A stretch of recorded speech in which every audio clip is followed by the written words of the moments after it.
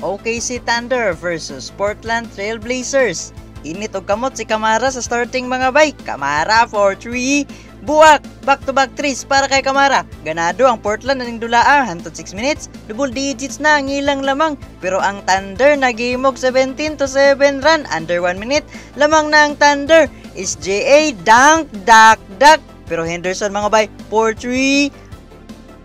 Buwak! Lamang na sa ng Portland. Nahuman na first quarter. 27-27 ang score. Second quarter mga bay. Lansang sa 20 City ang Portland sa starting minutes. Under 7 minutes, double digits na ang lamang sa Thunder. Antod 4-minute mark mga bay, 19 points na ang tambak. Pero nigukod ang Portland mga bay, under 1 minute, baba sa 8 ang lamang. Pero Wallace, dunk, dak, balik double digits ang lamang. Nahuman ng first half, 66-53 ang score. Third quarter mga bay, double digits gyapon ang ginaapa sa Trailblazers. Pero under 6 minutes, Camara for 3. Buwak! Baba sa 9 ang lamang. Pero nagrun og balik ang Thunder mga bay.